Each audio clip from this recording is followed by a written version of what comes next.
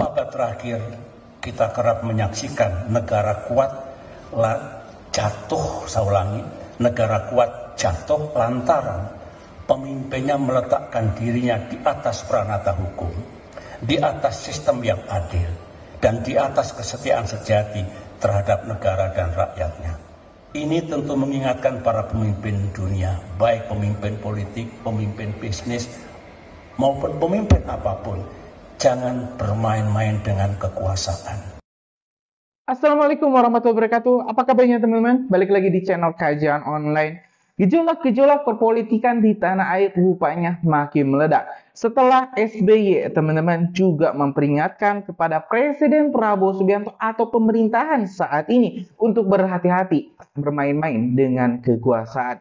Kita lihat, teman-teman, saat Pak Prabowo kemarin memberikan abolisi dan juga amnesti kepada dua tokoh politik yang terjerat kasus korupsi, rakyat pun langsung bersuara keras menyebut Pak Prabowo menyalahgunakan kekuasaan. Hal inilah yang tidak disukai oleh SBY, bahkan teman-teman disebut ini sudah mempermainkan kekuasaan. Berbagai isu-isu menyebut PDIP juga ingin masuk ke koalisi, bahkan ada sebuah desas-desus yang menyebut ada pihak yang tidak berkeringat ingin menduduki kursi prestigius, yaitu menteri, bahkan teman-teman menjadi wakil presiden. Nah, tentu teman-teman hal ini sangatlah tidak wajar karena yang berdarah-darah, yang berkeringat adalah Mas Gibran. Mas Gibran di 2024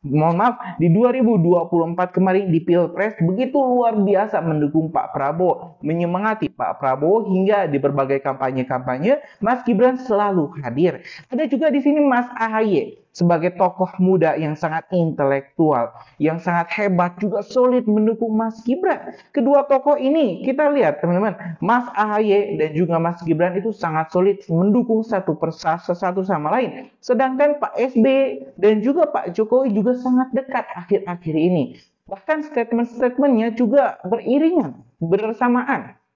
Contoh teman-teman, ketika ditanya terkait apakah ini PDIP layak untuk gabung. Padahal PDIP dulu ini Hasto Kristianto Sekjen PDIP pernah menyebut kami tidak akan menempel foto Wakil Presiden Gibran Rakabuming di seluruh kantor kami karena kami tidak mengakui sama sekali Gibran sebagai wakil presiden. Nah, apakah masih layak? Apakah masih layak kalau misalnya PDIP gabung ke kabinet? Kan wajar saja kalau misalnya Mas Gibran menolak, wajar saja kalau misalnya Pak SBY ini menolak, bahkan mengancam out dari koalisi. Kalau misalnya Pak Prabowo ini ya ngawur, Pak Prabowo ini misalnya mengajak join. Dan kalau misalnya jadi ini PDIP Ibu Megawati masuk, jelas koalisi bakal pecah. Nah, hari ini kita mau melihat bagaimana sih sebenarnya. Apakah benar ini Mas Gibran menolak mentah-mentah PDIP, usulan PDIP untuk gabung ke koalisi? Dan apakah benar pihak yang tidak berkeringat itu adalah kader-kader PDIP?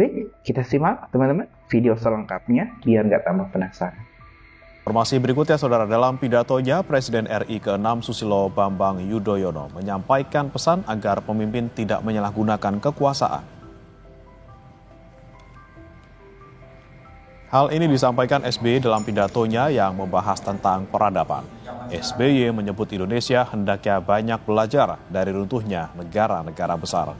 Selain soal kekuasaan, SBY juga bicara tentang situasi global dan perdamaian dunia.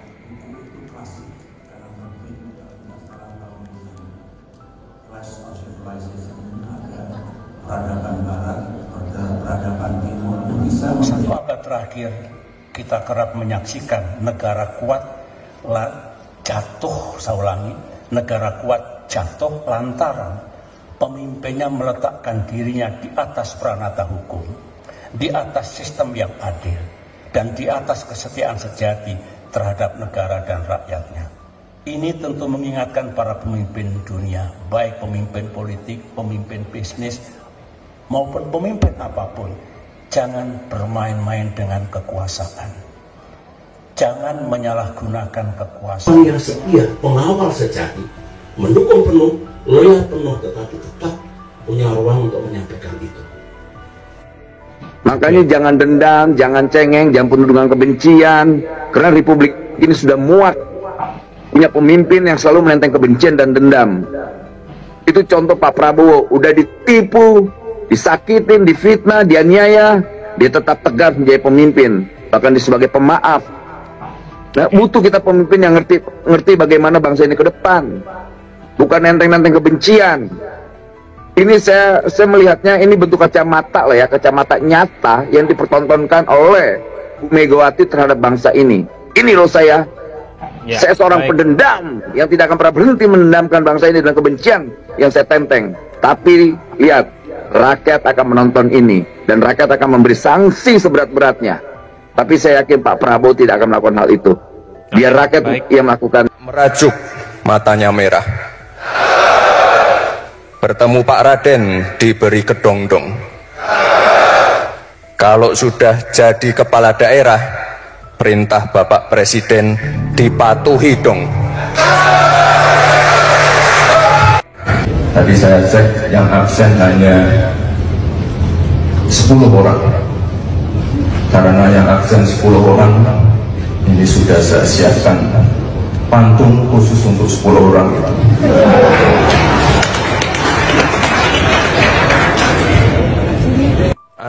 Anak merajuk, matanya merah. Bertemu Pak Raden diberi kedong-dong. Kalau sudah jadi kepala daerah, perintah Bapak Presiden dipatuhi dong.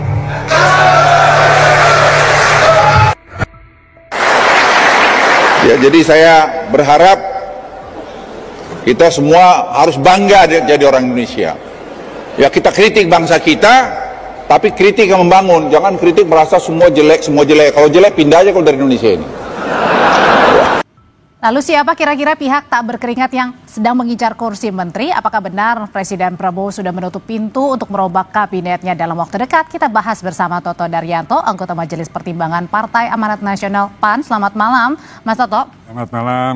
Juga hadir bersama saya ada pengamat politik yang juga founder dari Lembaga Survei Kelompok Diskusi dan Kajian Opini Publik Indonesia atau Kedai Kopi, Henry Satrio. Mas Hensa, selamat malam. Selamat malam. Dan ada juga bergabung lewat sambungan Zoom politisi PDI Perjuangan Andreas Hugo Pareira. Bang Andreas, selamat malam. Selamat malam, Audrey. Iya, saya mau nanya dulu ke Mas Hensat. Mas Hensat, jadi sebenarnya siapa sih yang dimaksud dengan pihak tak berkeringat tapi mau masuk nih kabinet? Gini, kita mesti lihat konteksnya pada saat Pak Presiden bicara itu ya. Dia bicara dalam sebuah acara tertutup, ruang meeting tertutup yang dihadiri oleh para menteri. Sebagai komandan, dia pasti tidak ingin menteri-menterinya itu gelisah dengan adanya isu reshuffle. Ini ibaratnya tim sepak bola, udah lo main aja dulu sampai ada pergantian pemain. Berikan yang terbaik gitu, nggak usah dipikirin siapa yang akan diganti, mau di kapan digantinya. Nah, Pak Prabowo melakukan itu kan. Politiknya Pak Prabowo itu rumusnya dua tuh yang sering dia katakan. Yang pertama adalah dia rangkul semua pihak. Yang kedua dia percaya bahwa kalau elit politiknya rukun, maka pembangunan bisa dilakukan.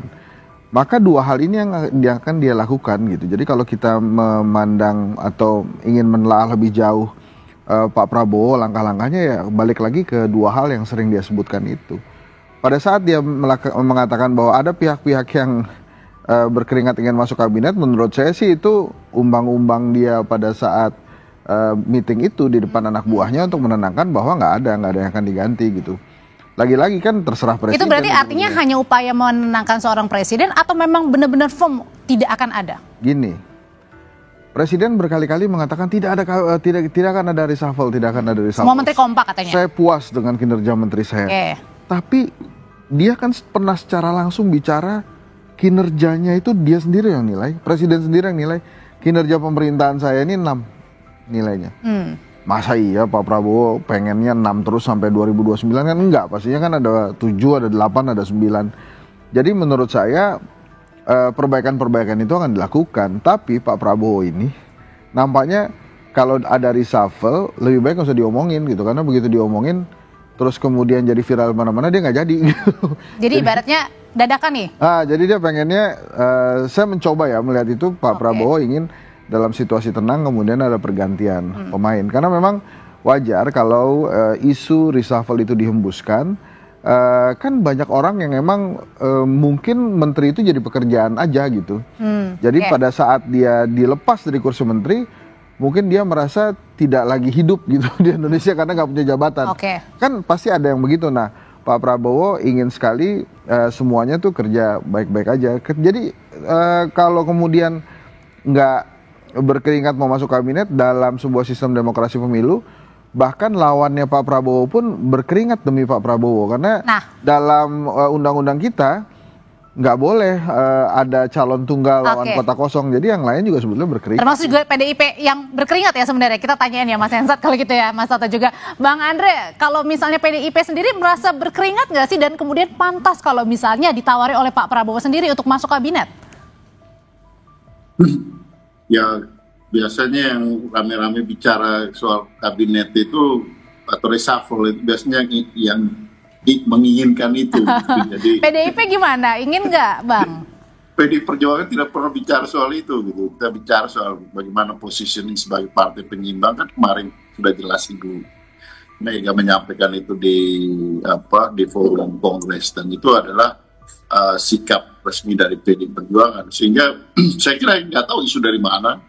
Tapi kalau Pak Prabowo sudah menjawab seperti itu, ya sebenarnya saya sepakat dengan apa yang disampaikan oleh Mas Ensa tadi gitu. Artinya sebagai captain tim, dia meyakinkan timnya supaya bekerja lebih tenang.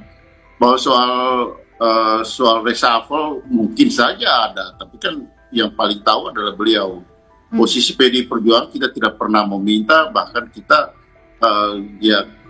lebih enjoy dengan posisi sekarang sebagai partai penyeimbang yang berada di luar, tapi kita memberikan dukungan pada pemerintahan Pak Prabowo untuk kepentingan bangsa dan negara ini. Jadi itu posisi yang Bang Andre, yang paling bagus buat PDIP. Nah, kalau gitu balik pertanyaannya, kalau tadi katanya PDIP tidak pernah meminta, tapi kemudian Pak Prabowo sudah pernah nawarin belum? Emangnya barang mau nawarin. Gimana Bang? Saya kira ya hal-hal seperti itu hanya presiden yang tahu. Yang lain itu semua spekulasi.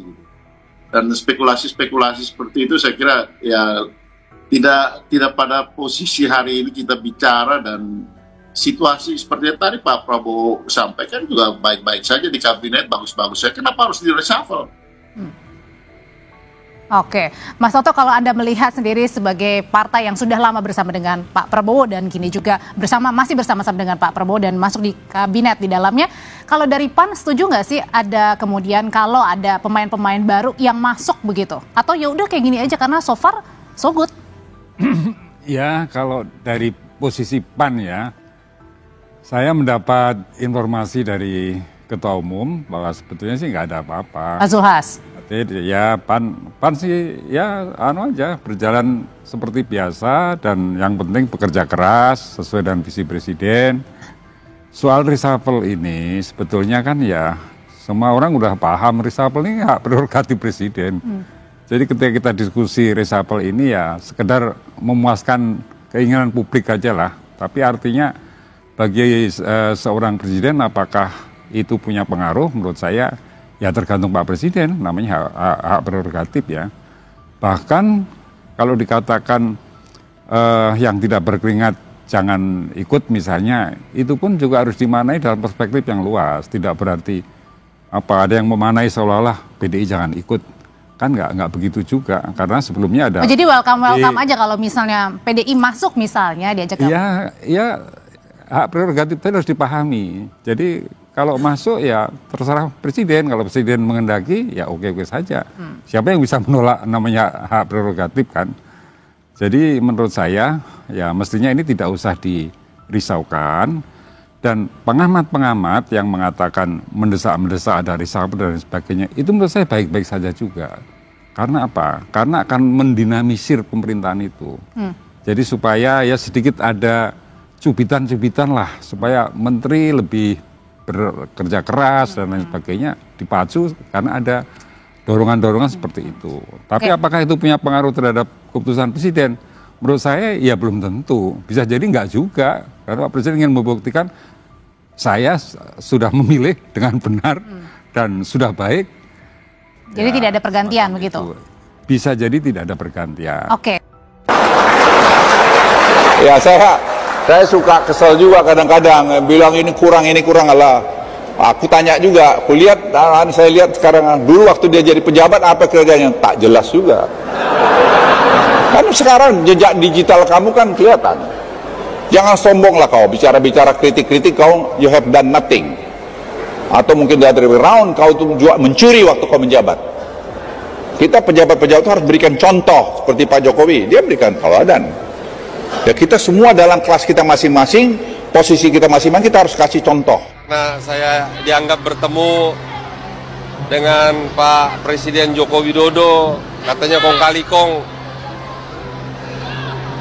Saya sedih ya. Sejahat apa sih Pak Jokowi bagi PDI Perjuangan? Ya, saya prihatin. Makanya saya pesan juga ke Bu Mega bahwa semua juga ada waktunya, Ibu. Nggak usah terlalu kita ingin menghakimi orang lah. Ya, sadari juga bahwa Pak Jokowi juga banyak yang mencintai dan banyak jasanya bagi bangsa ini. Dan juga banyak jasanya bagi partai PDI Perjuangan. Jadi itu saya kira pesan Natal pada Bu Megawati Soekarno Putri, biarlah damai sejahtera di hatimu dan berbaiklah dengan Pak Joko Widodo yang kau benci itu. Ya, terima kasih. Salam Natal. Natal Horas. Yang mereka wakili bukan rakyat Indonesia, dan rakyat Indonesia harus melawan. Kita harus bangkit, kita harus buktikan bahwa rakyat masih memegang tahta tertinggi Republik ini. Nah, babi ini 2 kali dikhianati sama kerbau. Oh. Kerbau itu cocok dengan anjing, dengan apa lagi? Ya, kerbau ini ya cocoknya sama anjing, sama apa gitu kan ya. Sama orang nggak cocok ya? Ini sio bang. Ini sio. Ini bicara nggak bicara. Ya bahwa Megawati ini dikhianati oleh 2 orang yang sionya sama. Kerbau. Yaitu SBY. Pak Prabowo apa sionya?